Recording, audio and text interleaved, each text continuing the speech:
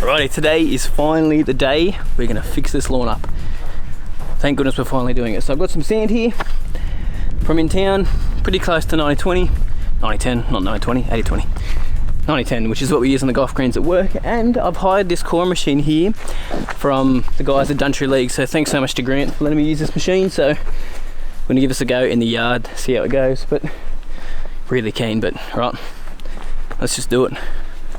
This is an old John Deere unit. We're going to do some hollow tines today. So as you can see, I've got some tines here. So they're hollow, so they're going to pull a core out of the ground. My yard is pretty compacted, so that's why I'm hollow tining today. This will do the job well.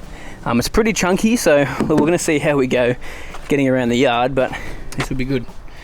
This will work well. But yeah, the reason we want to aerate our yards is basically because over time they get compacted, especially if you get a really hot summer. Your lawn is going to get very compacted, especially if you don't water it for like nearly 6 weeks like I did. This yard is, yes, quite hard. And we want to relieve compaction for one. We also want to help with some better drainage as well. So when we punch the holes in, pull the core out, we put some sand or some sandy loam down in there, and it's going to help with drainage and help get nutrients down to that root zone as well. So not only with your water, but also your fertilizers and stuff are going to get down and penetrate down to the root zone as well. So the main reasons that we do core aeration is for that. Drainage is a huge one, and obviously helping with our nutrients as well, and also getting some airflow, so some oxygen down to your roots on top of that.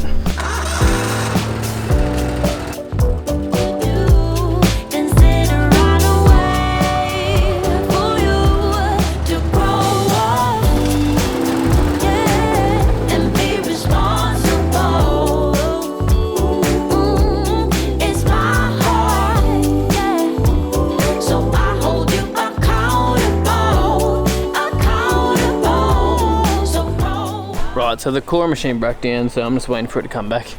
Just something went wrong with the timing on it, so, you know, it's an old machine, it's sort of what happens. So I got most of the yard done, as you can see. But I'm just going to do the little areas I can't get in with the machine, with this little one from Real Solutions here. So I'll just do that while I'm waiting for the machine to come back.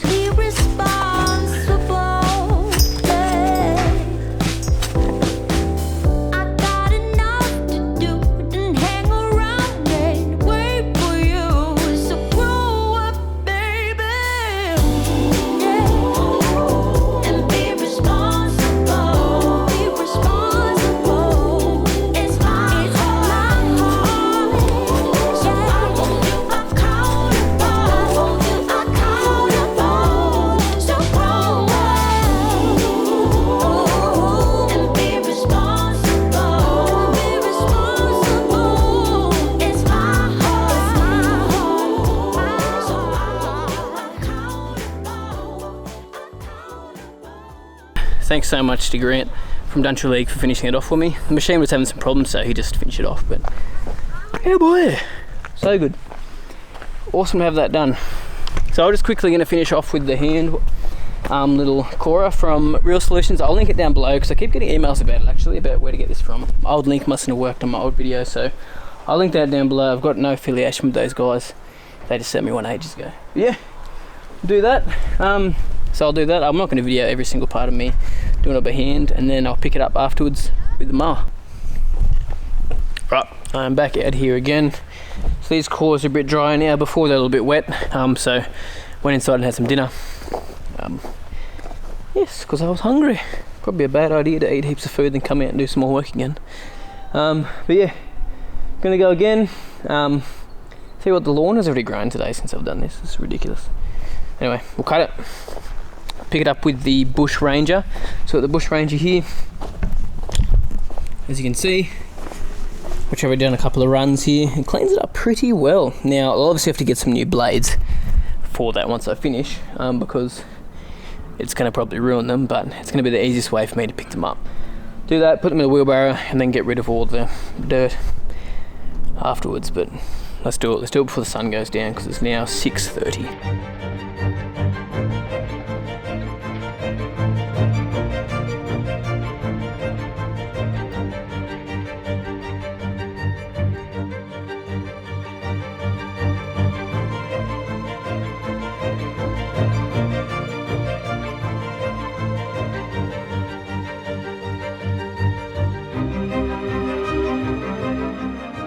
Right, I am all done and dusted, literally dusted for the day. So I actually watered the front yard a little bit, didn't show you guys on camera, just to settle down the dust a bit because the dust was flying like all down the street like crazy. So put a bit of water out, it settled the dust a bit, made it a little bit muddy, but it did the job. But I'm glad that's done.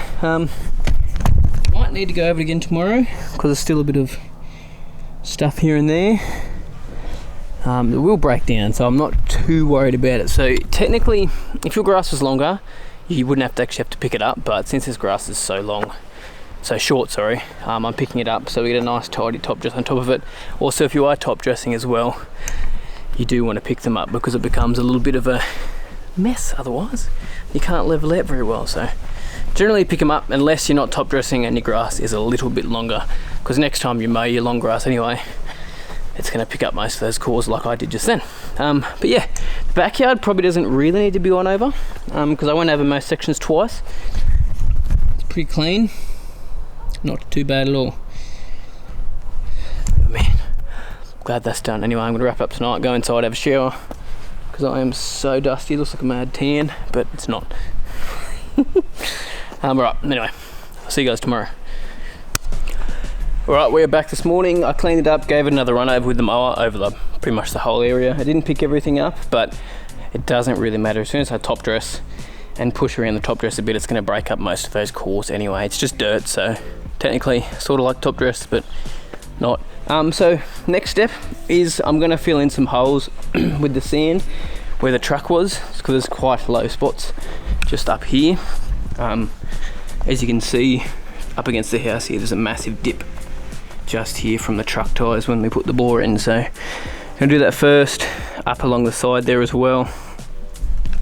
Just do a couple of things like that first, and then after that we're going to seed, then top dress, overseed again, rake that in, roll it in, fertilise, and start our watering. So that's normally the process I like to do. Normally I like to do a scalp first, which is what I did before I started this and before you guys saw this video. Scalp the whole lawn back down to about, it was around about 8 to 10 mil, and I did that with the real mower, with the Toro. Did that the day before. It doesn't look scalped because rye doesn't really go as yellow when you scalp it back with the real mower. And then from there, obviously we caught it. Now you could add in a scarify in between, especially if you've got cooch, Kikuyu. I wouldn't do it with buffalo. Rye doesn't really get thatchy like other grass types because it doesn't have rhizomes or stolons.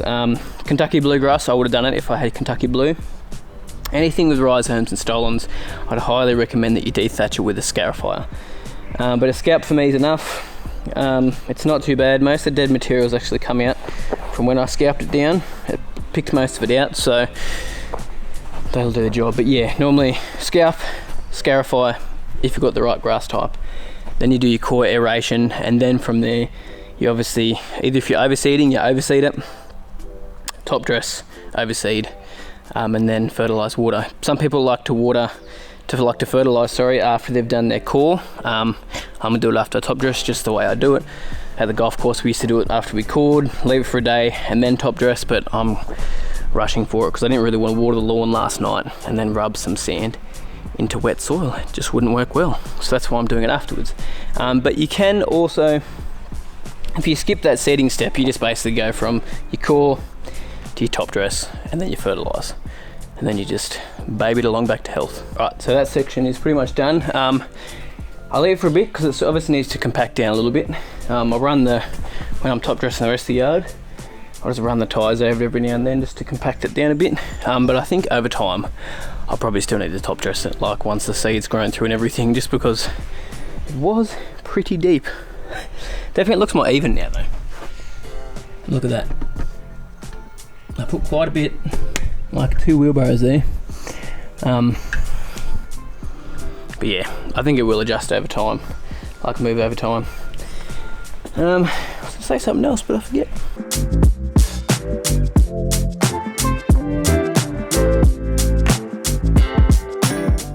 Righty, so now it's time to overseed. So I'm using the SR 4660 ST. So previously I was using the 4650, so it's pretty much the same cultivar.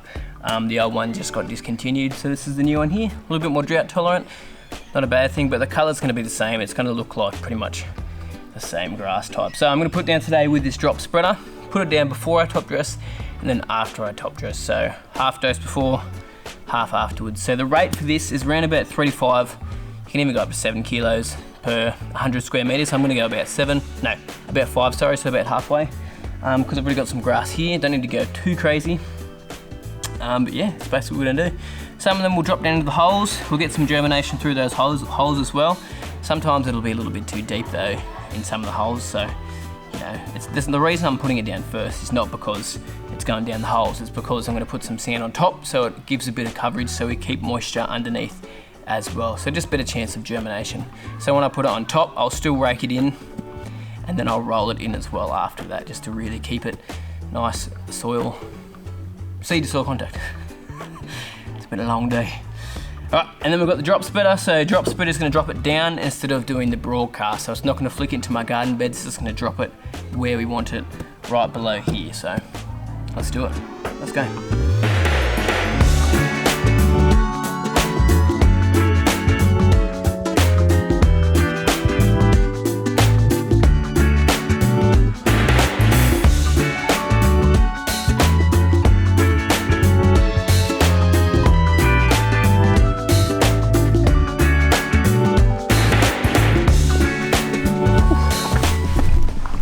First round of seeding done. Just went in the one direction. Next time I'll go the opposite direction and then go a diagonal or something as well. Get some more seed down, but we're on to top dressing now. So the reason I like to use sand, I know I'm going to get this question, is because it's great for drainage, especially with clay soil, and it's got no weed seeds in it either. And it's easy to spread as well when you're top dressing. No, it's not going to create layers. I mean, it might if you did it for tens and nearly hundreds of years if you kept doing it and you didn't put any like cores down and let it actually get in with your soil itself. Like if I put it on top, you might get some sand capping, but since I've cored and I'm putting it on like that, it is going to be fine. Not going to have any issues at all. But yeah, main reasons are because great for drainage, doesn't really hold any nutrients, so it's going to let the nutrients shoot down to the root zone because of that good drainage as well. And on top of that, easy to spread, no weed seeds as I said, so yeah. Anyway, let's get top dressing now and get this done, because I'm keen to get this lawn looking good. Alright, so now time to top dress. So, let me show you guys the technique. I've shown you in previous videos before, but if you're new to the channel, this is how I do it. I wish I had one of those eco top dressers again, but this still does the job. So what I do is I plant my left foot on the ground like this. Depends on what hand you are, left or right-handed. And basically I just flick it forward so we get a nice even coverage across the yard, so like this. There we go. And you basically just keep on going. Like that until you do the whole yard.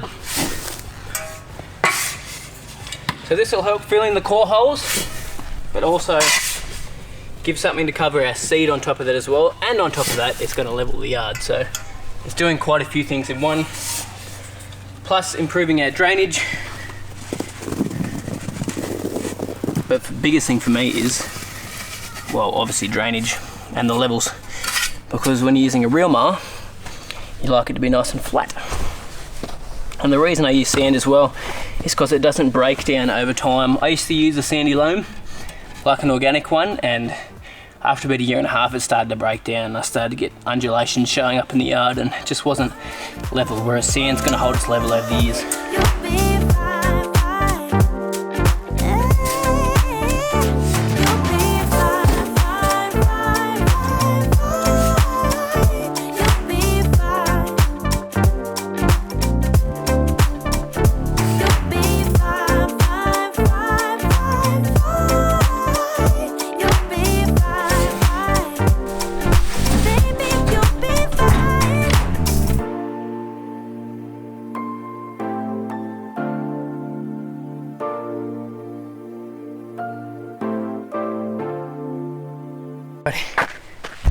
Top dressing, almost done. I've got to rub it in now. It's pretty thick. The reason I did that is because the lawn was quite unlevel. I really started to notice when I took my lawn down to about 10 mil. As you can see, it's a beach boy. So thick. But you'll be surprised how well that's going to rub in. But look at that. rubbing in pretty well. Alright, but let's go rub it in properly. Alright, so it's time to rub this sand in. So I'm going to use this lawn level here, these are actually available on my website at the moment. I've only got the 40-inch ones in stock, but they are the same price as the 36-inch at the moment, just because they're the only ones in stock. Anyway, I'm going to use this to push over the lawn and level it out. You could use the back of the rake or something if you wanted to not get one of these. I think Bunnings even sells these as well. But basically, as you can see, just rubs the sand in, lets the grass that's alive still pop through. Now, I'm not going to actually rub it too much because I don't have a lot of grass left, so I'm not too worried if, you know, some of it doesn't come back because I'm overseeding. So I'm going to really just make sure it's nice and level and not push the sand around too much. Look at that. How good is that?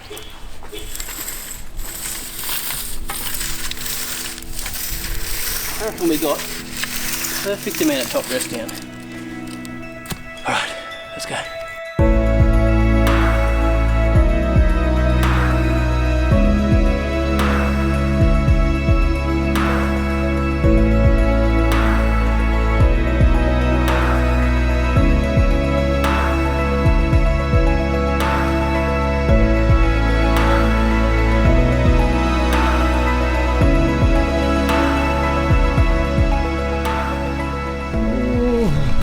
Yeah boy, as you can see, all the leveling is done. I'm glad that's done. Man, it looks level. There was a lot of hollows in that. You can see where the really thick sand is. It was really uneven. I'm not too worried. Some of the grass won't come back through. Generally when you top dress, you want the grass to pop to the top with cool season anyway. Cooch, Kikuyu, Buffalo, Cooch is Bermuda, you American guys. You can cover it. Like the green over there, I could cover it and it will be back in a couple of weeks. Cool season grass, you need to have some blades popping through. But look, it looks pretty level.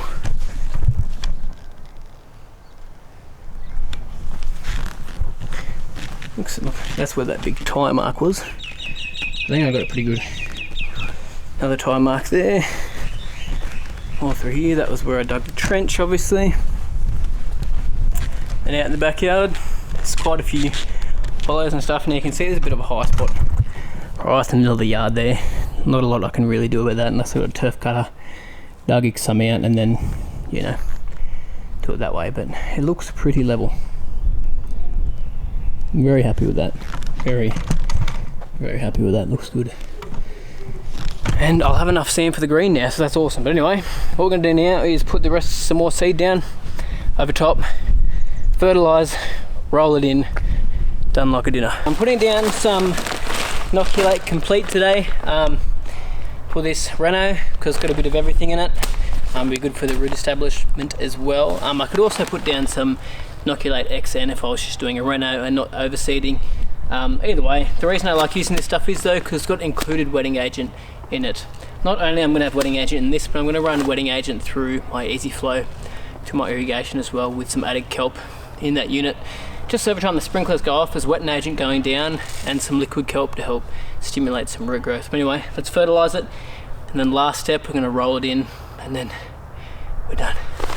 I put down about 2 kilos per 100 square metres with that Inoculate Complete.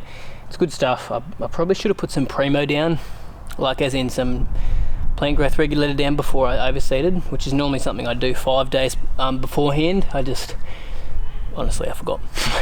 Because it would have slowed down the growth of the current lawn and let the seed pop through, so who knows, we'll see how it goes over the next little bit. But apart from that, if you're doing the same thing and you didn't seed, you obviously wouldn't need to roll it in. It'd be fine as it is, and you just start watering. Now when you're watering with your seed, I recommend you water 4 times per day. This is like if it's like really hot like it is at the moment, like we're in the 30s. It's probably a little bit early to be overseeding, but I've had the opportunity to do it, and there's some rain at the end of the week. Then next week drops into the 20s, so it sort of is very close to perfect timing. It's just a couple of days early. But yeah, water 4 times a day for about 15 minutes. I'll give it a deep water tonight though, just to get it started, and then we'll go 15 minutes every couple of hours. I normally water at 7, 11, 3 o'clock and 7 o'clock again. Now you might have to adjust that depending on how hot it is, how cold it is, how much wind you're getting as well. You might have to hand water some sections.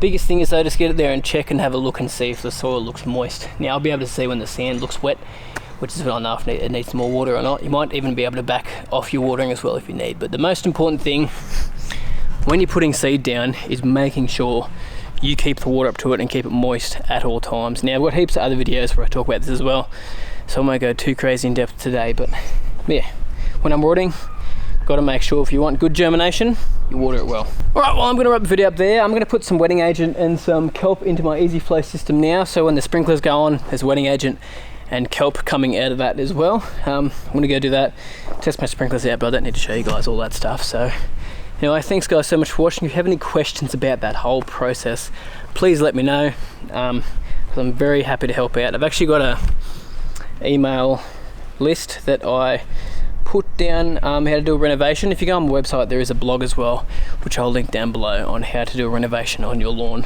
on top of that. But yeah, we're done. So we should start to see some grass growing now, which is awesome. But yeah, thanks guys so much for watching. Subscribe to the channel if you haven't already.